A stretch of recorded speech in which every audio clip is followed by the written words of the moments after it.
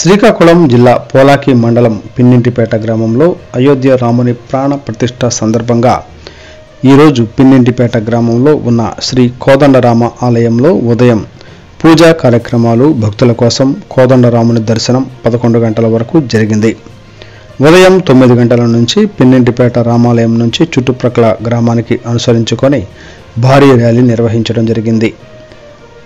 సుమారు 400 motor బైకులతో rally అద్భుతంగా నిర్వహించారు. 11 గంటల నుండి 1 గంట వరకు శ్రీరామ జయరామ జై జయరామ మంత్రం జపిస్తూ భక్తులందరూ దేవాలయ ప్రాంగణంలో ధ్యానం, చక్కనైన పాటలతో భజన కార్యక్రమం 1 నుండి 3 గంటల వరకు భారీ అన్నదాన ప్రసాద కార్యక్రమం నిర్వహించారు. ఈ అన్నదాన ప్రసాద కార్యక్రమానికి సుమారు 2000 మంది వరకు హాజరయ్యారు.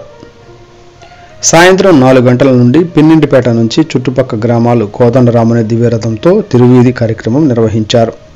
ఈ కార్యక్రమాలకు పిన్నింటిపేట గ్రామస్తులు, పిన్నింటిపేట పెద్దలు, యూత్ సభ్యులు తదితర గ్రామస్తులు ఈ కార్యక్రమంలో పాల్గొన్నారు.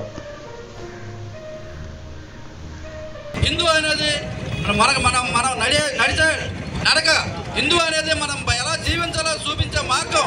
కాబట్టి హిందూ ధర్మాన్ని, హిందూ మతాన్ని ఎవరు విస్మరించకూడదని హిందూ ధర్మం కిందకి అందరూ వచ్చి హిందూ మతాన్ని కాపాడుతూ మన భారతీయ సంస్కృతి సాంప్రదాయాలను కాపాడుకోవాలని చెప్పేసి అందరికీ పేరు పేరున ధన్యవాదాలు తెలియజేసుకుంటూ ఈ కార్యక్రమం కింద పెద్ద ఎత్తున పాల్గొని అనేక కార్యక్రమాలు చేసినటువంటి సమర సేవా సమితి ఫౌండేషన్ వారికి, అలాగే భజన భక్త బృందానికి, అలాగే విశ్వ హిందూ పరిషత్ వారికి, అలాగే జయ హనుమాన్ భక్తులకు, అయ్యప్ప భక్తులకు, సాయిరాం భక్తులకు, అలాగే ఇక్కడికి విచ్చేసినట్టు భవానీ భక్తులకు, అంతమంది కూడా అందరం కూడా ఎంతమంది అయినా సరే, ఎన్ని నదులైనా కలిసేది సముద్రంలోనే, అలాగే ఎంతమంది మన భక్తులున్నా సరే అందరము చేరేది మన హిందూ ధర్మం కిందకి, హిందూ మతం కిందకి. కాబట్టి మీరు అంతమంది కూడా పెద్ద ఎత్తున ఈ కార్యక్రమం పాల్గొని జయప్రదం చేసినందుకు ముందు అనేక కార్యక్రమాలు జయప్రదం చేయాల్సిన కార్యక్రమం ఉంది.